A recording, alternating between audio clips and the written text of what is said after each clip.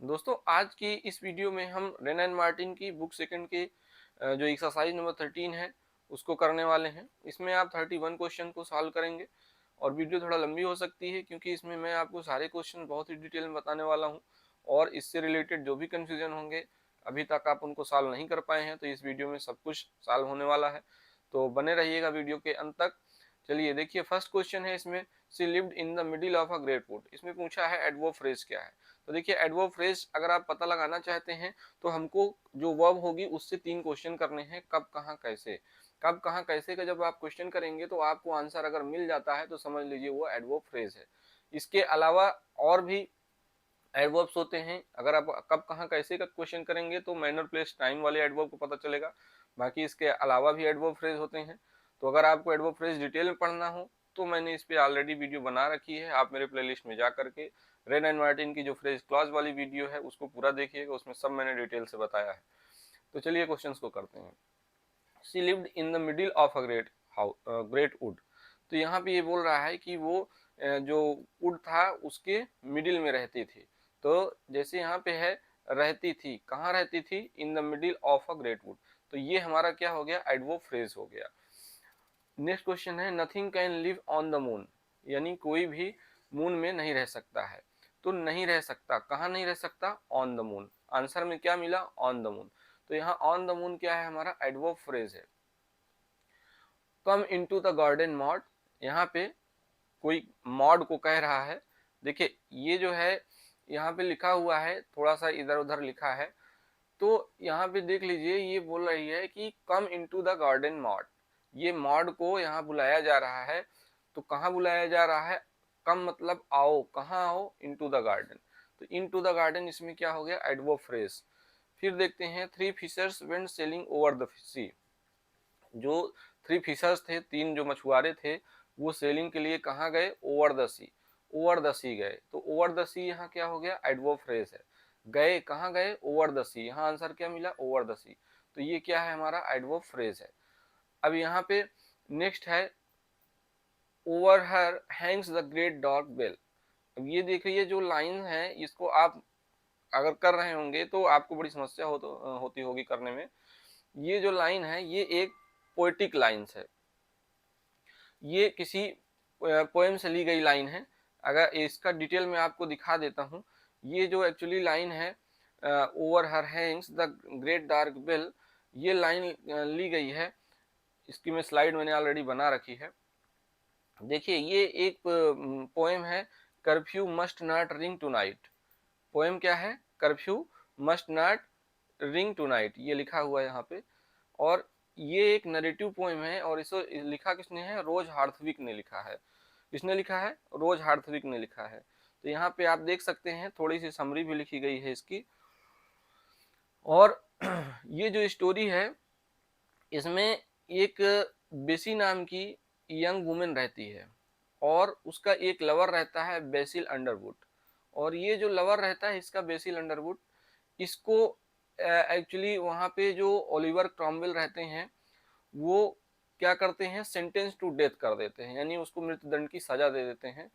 और इसकी जो शर्त होती है वो ये होती है कि जब शाम के समय जो चर्च की बेल होगी, कर्फ्यू बेल होगी, जब वो बजेगी तब इस जो बेसी नाम का आदमी है इसको क्या कर दिया जाएगा, ये हैंग टू डेथ कर दिया जाएगा, यानी इसे मृत्युदंड दे दिया जाएगा। तो ये इसमें शर्त होती है। तो यहाँ पे ये चीज दिया गया है। और इसमें ये जो बेसी नाम की वुमेन रहती है ये इसको बचाना चाहती है, बेसिल अंडरवुड को।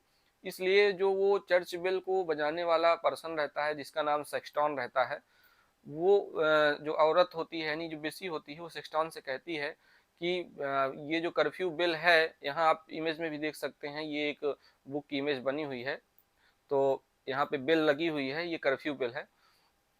तो ये सेक्सटॉन से कहती है कि कर्फ्यू बिल मत बजाना, क्योंकि जैसे ही कर्फ्यू बिल बजेगी इसके लवर को मृत्युदंड दे दिया जाएगा। लेकिन ये जो सेक्सटॉन रहता है ये मना कर देता है, कहता है कि ये ऐसा नहीं कर सकता है क्योंकि ये भी ओलिवर क्रॉमवेल से डर रहा होता है। लेकिन ये जो ये रहती है, बेसी रहती है, ये क्या करती है, ये जब जान जाती है कि अब कोई रास्ता नहीं बचा है तो ये बड़ी ही हीरोइकली वहाँ पे जो टावर होता है, बेल टावर होता है, वहाँ पे क्या करती है, अपनी लाइफ को रिस्क में डाल करके वो जो बेल लगी रहती है उसको बजने नहीं देती है, और अपनी लाइफ को रिस्क में डाल करके उस बेल को नहीं बजने देती है, और इसकी वजह से ये बहुत ज़्यादा घायल हो जाती है। और जब ये बात क्रॉमवेल को पता चलती है तो क्रॉमवेल उसकी ब्रेवरी देख करके उसकी लवर की जो पनिशमेंट थी उसको माफ़ कर देता है।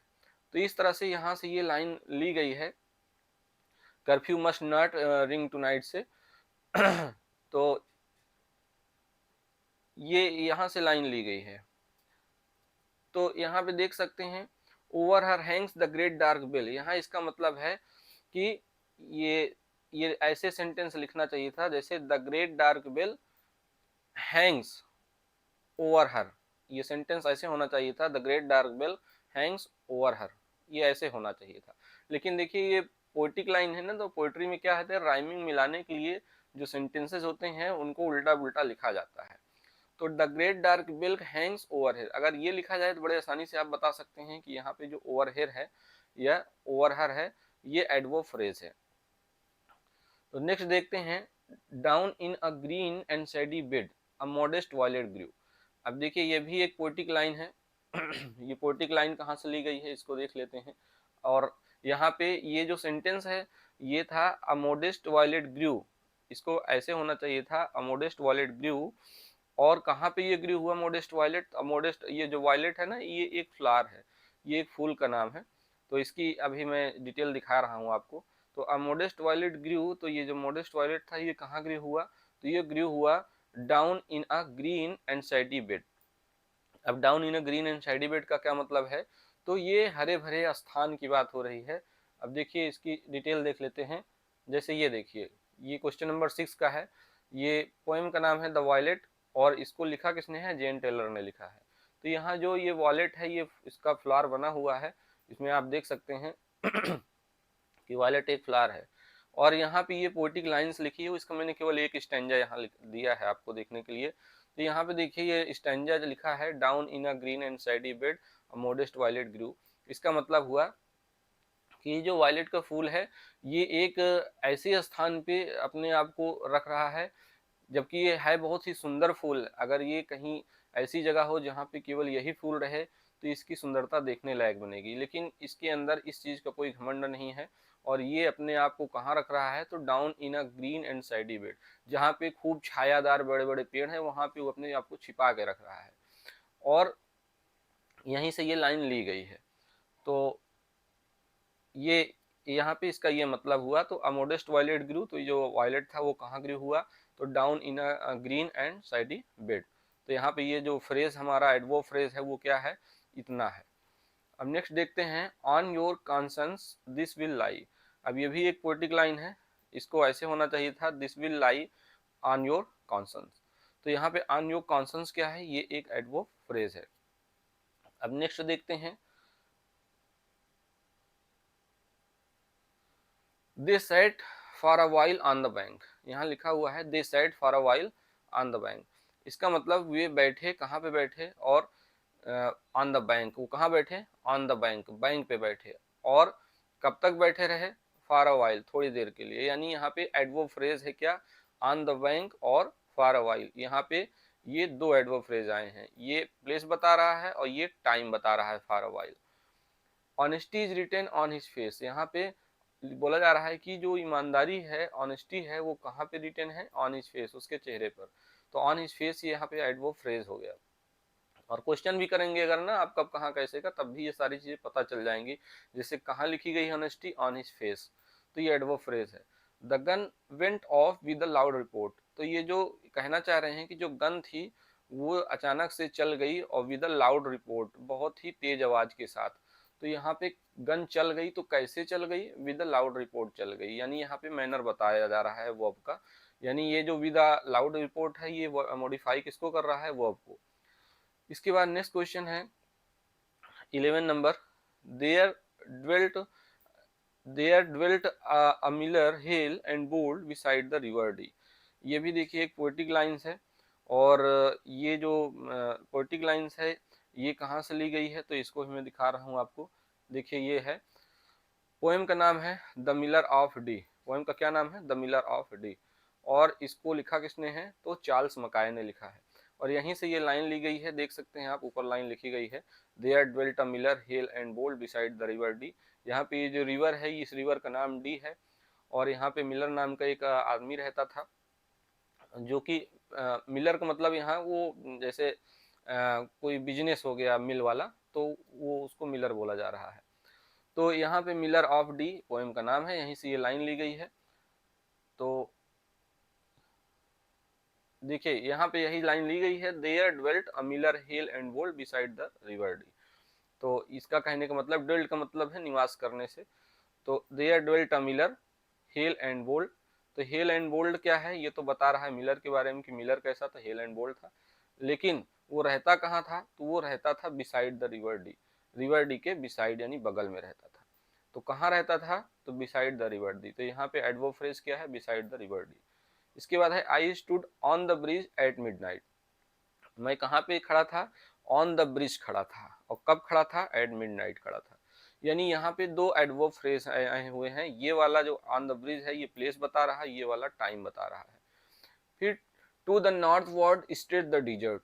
तो इसका मतलब हुआ, ये लाइन ऐसी थी, the desert stretched, the desert stretched to the northward.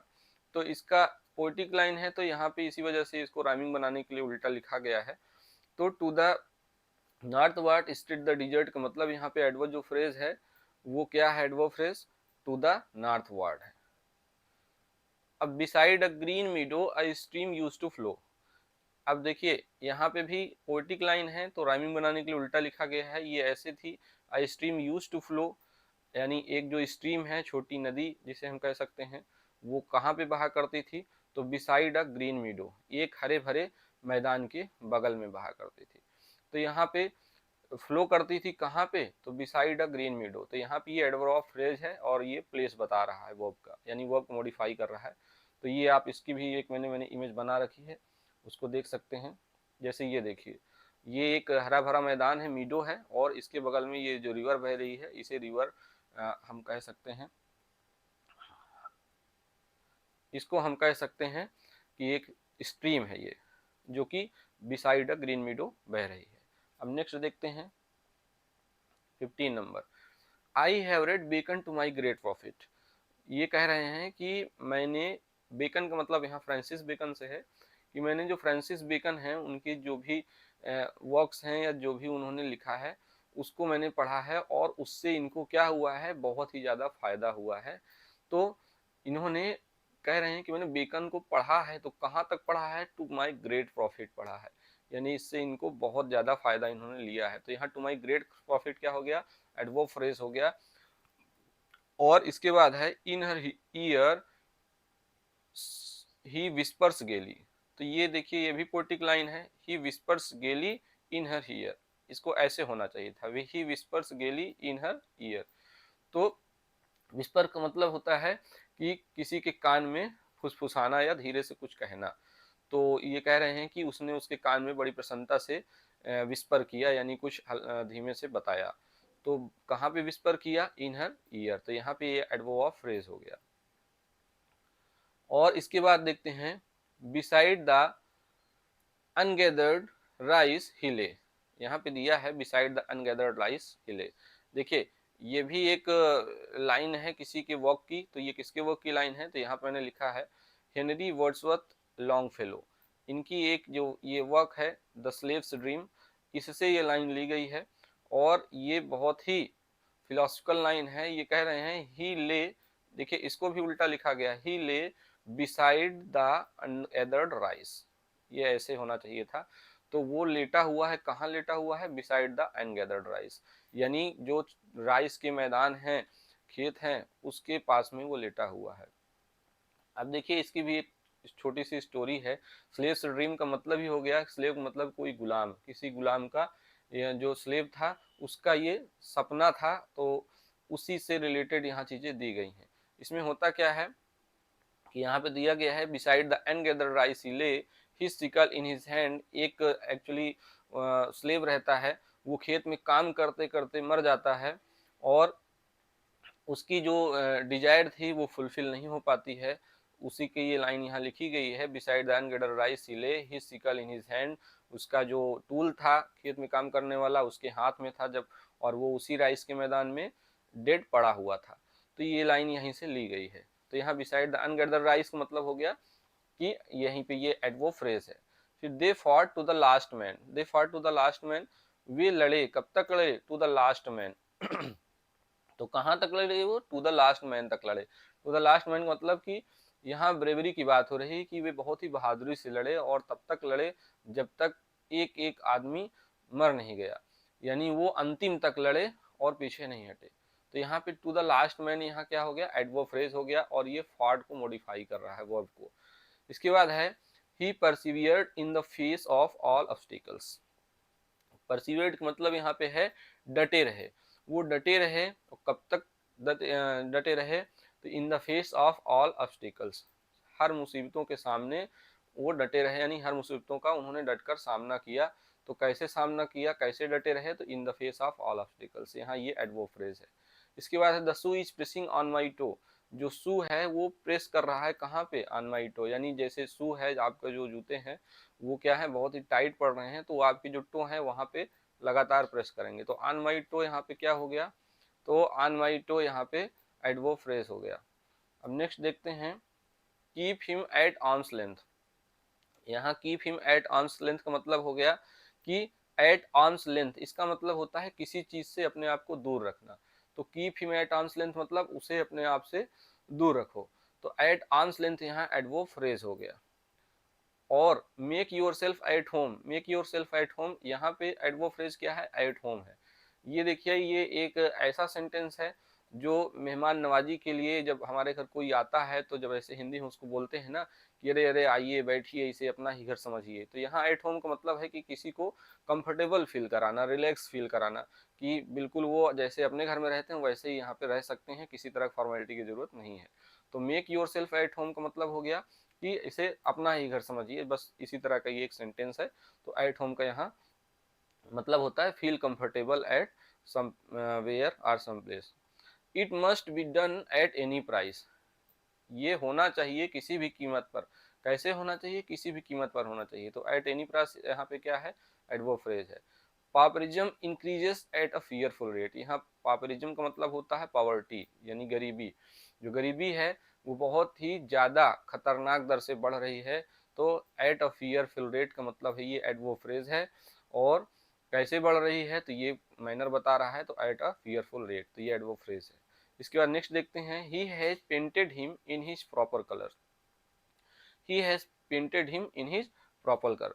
तो यहाँ paint someone in someone's proper colour का मतलब होता है डिस्क्राइब समवंस ट्रू कैरेक्टर, किसी की जो कैरेक्टर है उसको एकदम सही सही उसके बारे में बताना, तो उसको कहते हैं किसी की ही has painted him in his proper colour. इसका मतलब है कि उसने उसका एकदम सही सही कैरेक्टर बता दिया है, कुछ भी छिपाया नहीं है। नेक्स्ट देखते हैं, he has his finger on the pulse of the nation, he has his finger on the pulse of the nation।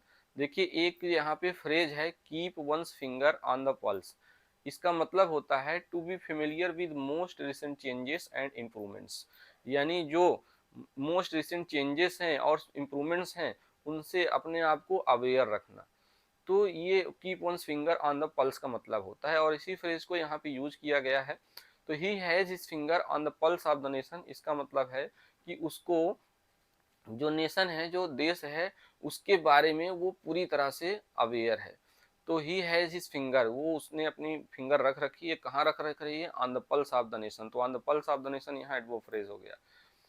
He lives by his pen, वो रहता है, कैसे रहता है, बाय हिज पेन रहता है, यानी लिव बाय पेन का मतलब होता है to earn a living by writing. यहाँ देखिए मैंने लिख रखा है to earn a living by writing. तो he lives by his pen का मतलब वो राइटिंग के जरिए अपना लिविंग कर रहा है।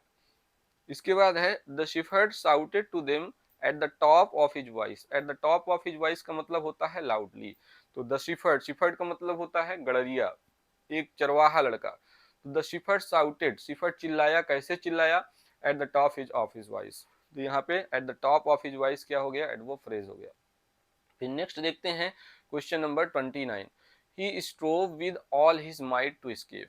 विद ऑल माइट का मतलब क्या होता है, to put forth the maximum possible effort, energy and determination, यानी किसी चीज में अपनी पूरी ताकत से काम करना, पूरी मेहनत से और पूरे मन से काम करना। तो he strove with all his might to escape. Strove का मतलब है कि उसने अपना क्या किया, पूरी संघर्ष किया। और किस तरह से संघर्ष किया, विद ऑल हिज माइट, अपनी पूरी ताकत से। और किस लिए किया, टू एस्केप, बचने के लिए। तो यहाँ पे ही स्ट्रोव, तो उसने संघर्ष किया, कैसे संघर्ष किया, विद ऑल हिज माइट, अपनी पूरी ताकत से। तो यहाँ एडवर्ब फ्रेज क्या होगा, विद ऑल हिज माइट होगा। Without pausing to consider he struck the blow. Struck the blow का मतलब क्या होता है, तो स्ट्राइक द ब्लो का मतलब होता है taking significant action. Strike the blow का मतलब क्या होता है, स्ट्रक द ब्लो का मतलब होता है टेकिंग सिग्निफिकेंट एक्शन, किसी चीज में कोई महत्वपूर्ण फैसला लेना। तो ये कह रहे हैं कि उसने क्या किया, एक सिग्निफिकेंट एक्शन लिया, और इस एक्शन को लेने में उन्होंने बिल्कुल बिल्कुल भी समय नहीं गवाया। तो उन्होंने इस एक्शन को कैसे लिया, तो उन्होंने इस एक्शन को लिया विदाउट पाजिंग टू कंसीडर, बिना विचार किए हुए। तो कैसे उन्होंने इस एक्शन को लिया, बिना विचार किए हुए। तो ये जो बिना विचार किए हुआ, ये बता रहा है कि काम कैसे हुआ। तो ये एडवर्ब फ्रेज है। फिर नेक्स्ट है much water has run under the bridge since then. ये कह रहे हैं कि बहुत ज़्यादा जो वाटर है वो बेकार हो चुका है।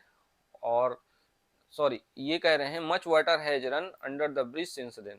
ये कह रहे हैं तब से ब्रिज के नीचे से बहुत सारा पानी बह रहा है, यानी लगातार जो पानी है वो ब्रिज के नीचे से बह रहा है।